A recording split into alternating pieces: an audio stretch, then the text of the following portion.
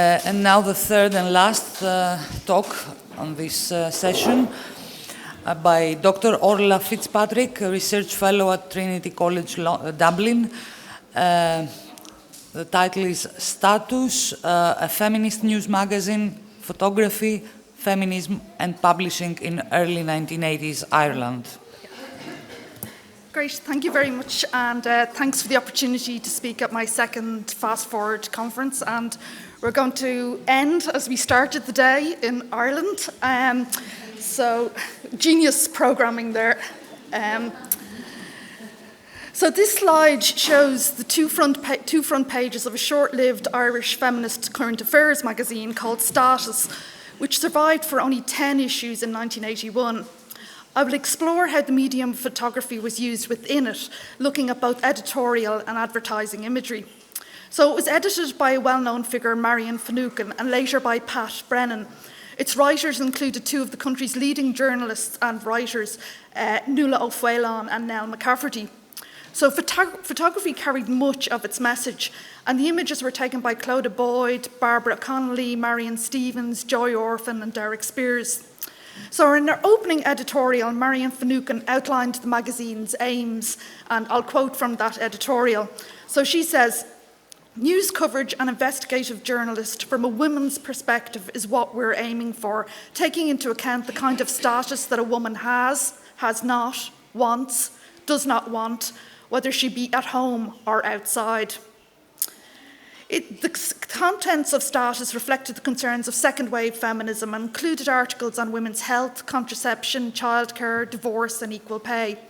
So a total of 31,500 copies of the first issue of Status were printed, and the edition sold out quickly.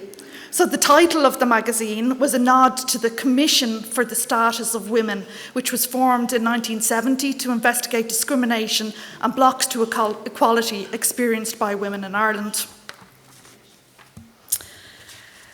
So the magazine was launched in February 1981 at a conference, and that's pictured here, during which 1,000 women packed Liberty Hall, Dublin, for a day of speeches and discussion.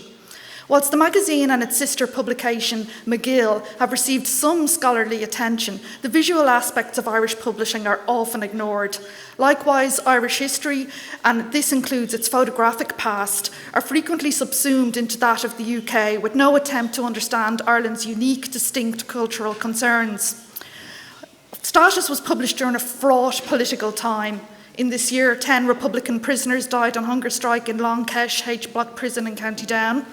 The magazine tackled local and international current affairs alongside more typical fashion and domestic matters.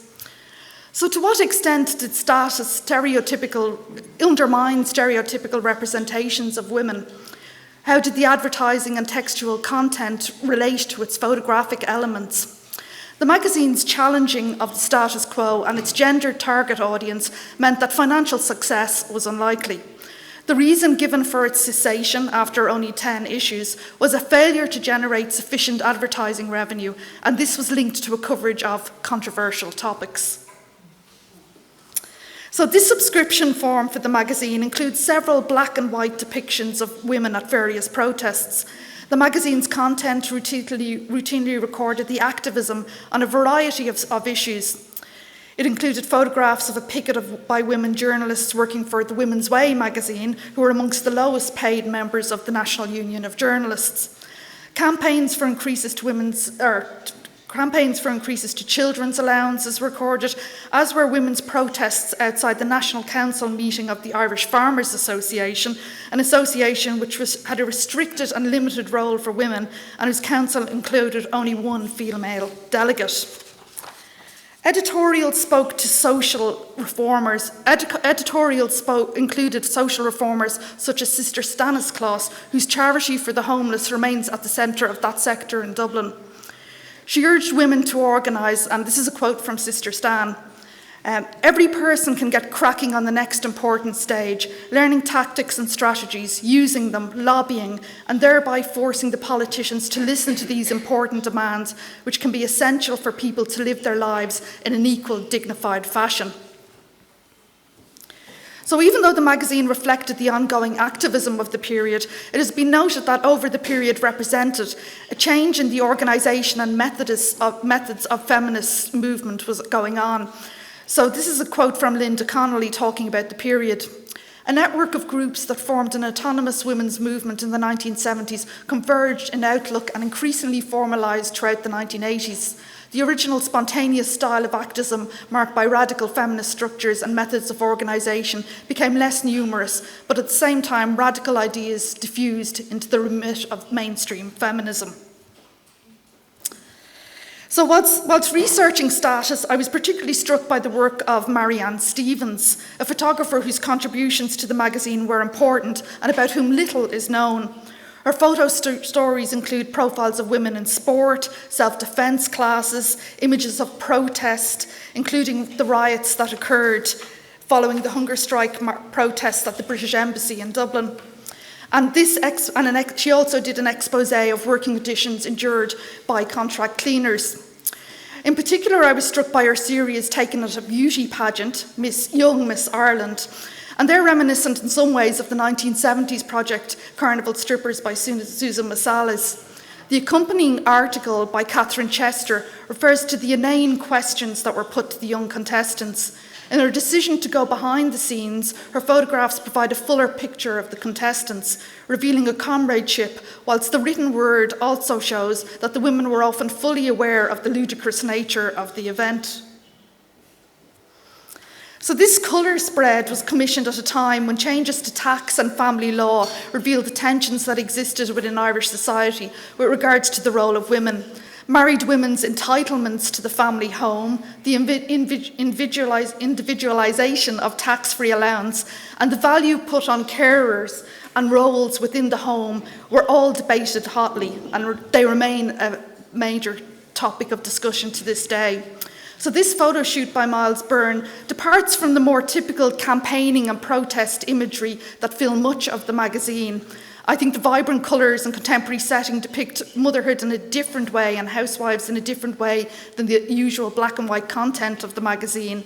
So the inspiration and art direction of this and other original shots within the magazine are not made explicit within the credits, and it's perhaps only through oral histories that such information could be gleaned. The commercial photographers were simply not credited. So Status magazine tackled some heavy-hitting topics, including the tragic fire at the Stardust nightclub, which killed 48 young people in February 1981, the causes of which remained under investigation until April 2024, when it was eventually acknowledged that the young people were victims of unlawful killing. Whilst the period of the 1980s has received renewed interest from some historians of the press, few have considered the visual elements of magazines and newspapers. The photographic historian Erica Hanna, in a chapter of her 2020 volume Snapshot Stories, refers to the photography in McGill magazine, the parent magazine of Status. Her chapter, entitled Power and Place, Documentary Photography, Politics and Perspective, references the work of Fergus Burke, Bill Doyle and Derek Spears, all male photographers. She notes that Irish historians have often neglected documentary photography. And Spears, whose photographs we can see here, was both a photographer and an activist. As Hannah notes, and I quote, "In the politically charged atmosphere of the 1980s, Spears photographed the many groups, both pro and anti-divorce, abortion and contraception, who took to the streets to make their protest visible." So the images on this slide were taken by Spears are a rare visual document of the mother and baby homes which operated in the country as a means to hide unwanted pregnancies, often facilitating illegal adoptions and forced separations. So the accompanying article by Nell McCafferty pulls no punches with regard to the hypocrisy of those institutions. So another striking feature to which Marianne Stevens contributed was a profile of a well-known Dublin preacher, Mary Dunn. Stevens' colour portrait of the glamorous woman who was omnipresent on the streets of the capital is a compassionate and dignified image of a woman whose somewhat extreme and eccentric religious fervour provoked amusement from most. The accompanying interview conducted by Mairead Byrne tackles her spiritual journey in a sensitive way. So the magazine also covered contentious issues such as the riots in Dublin, which took place in the midst of the hunger strikes, which saw the deaths of 10 men in a prison in County Down. The confrontation between the Garda, that's the Irish police, and protesters on the doorstep of the British Embassy resulted in the hospitalisation of 200 people. Status magazine asked, "Were the Gardaí heavy-handed?" Here we see the front page of the magazine devoted to that topic, and I think you'll agree that it's an unusual cover, an unusual front for a woman's magazine or a magazine aimed at women during that period. The article includes within the magazine is interesting in that it asks many of the photojournalists who are present what they thought of the police action on the day. Because of this, we get a rare, for the time, perspective of a woman photographer, Marion Stevens, and this is what she had to say. "When the Gardaí charged, I was terrified. At my feet, one bloke was battered repeatedly by 3 Gardaí. They just kept at him, going for his head. I looked round and saw one photographer being led away, injured, and another being hit on the head by a Garda baton. Later, I saw an old man and woman who appeared to have nothing to do with the march getting beaten." And this slide here also shows Marianne's photographs of the event. So the 1981 general election was closely monitored by Status magazine, with a questionnaire being circulated to all running in the election, and the breakdown of their answers was given. Those who failed to respond were named and shamed. The opinion of the women going up for election was scrutinised, and some were neither progressive nor feminist in their outlooks. The election resulted in a surprising, albeit pitiful, increase in the number of women elected to Parliament. So both main political parties placed full-page adverts in Status in the run-up to the election. Both relied on photography to carry their message. Fianna Fáil's ad was a pastiche of the photo story format, which featured in magazines aimed at teenage young women such as Jackie. Fine Gael's included black and white photographs. One shows a woman looking wistfully into the distance while she irons, and the other shows a woman at a supermarket checkout. The copy in both addresses the financial concerns of mothers and stay-at-home wives, emphasising the children's allowance that each party would offer, and also the tax allowances for married men whose wives stayed at home. So they weren't individual financial players. This was, what will your husband get if you stay at home or if you go to work? So we do not know who took these photographs, and indeed commercial image creators remain largely uncredited, known only to their industry peers. Photographic historians often overlook this sector as there are many barriers to researching their output.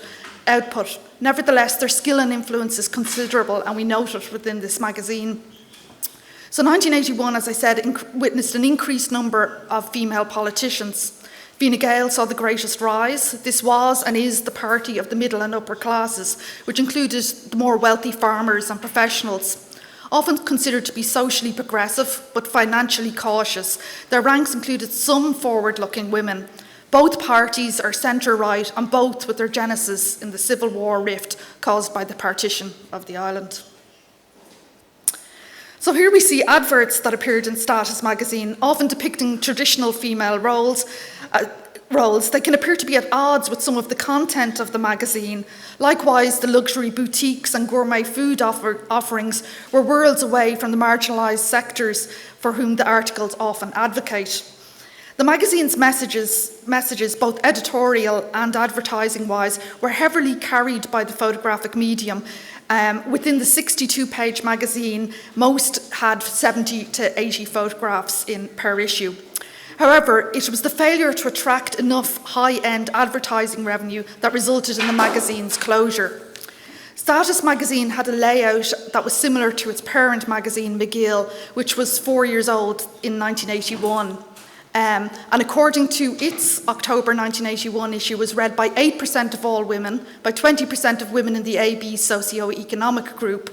And whilst there was an overlap between both magazines, advertisers and photographers, McGill consistently had higher value adverts in the form of whiskies, expensive cars and audio equipment. So Both magazines were equally as hard-hitting, but the advertisers for the McGill mainstream magazine were not deterred by its contents. So Status magazine encouraged its readers to send in examples from the worlds of advertising and recruitment which demonstrated sexist language and imagery. And this section was entitled No Comment, and it reprinted notices such as a recruitment advert placed in the national newspaper by a company called First Staff Personnel of Grafton Street.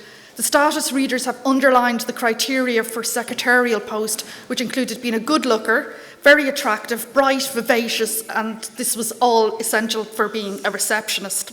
So the tone was similar on this column to adbusters and activists who were taking on the art world during this period. And needless to say, this did not endear the magazine to the advertising agencies to whom they were attempting to sell space to.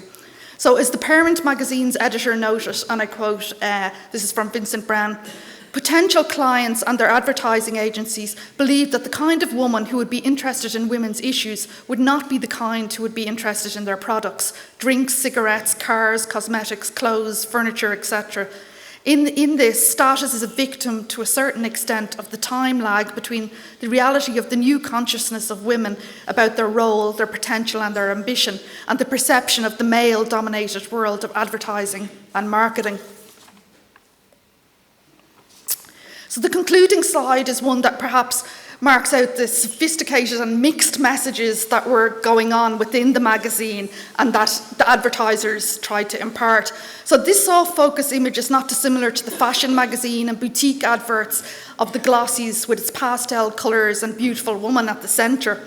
So this is an advert for the Irish language, and it's unusual as it's identifying the language as perhaps something modern and targeting a new audience of independent women rather than the usual middle-aged folksters or school children that usual language activists were normally depicted as. So Bon Trialos means have a go at using whatever Irish you have. And it's also using an Irish font as well. So it's slightly unusual. I've looked at the advertising of the Irish language, and this is one that has only appeared in this magazine.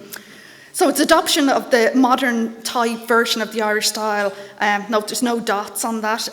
It's interesting, and it's perhaps only now in the 21st century that the Irish language is thriving among the urban and the young. So in some ways this ad is a foreteller of where we're at now.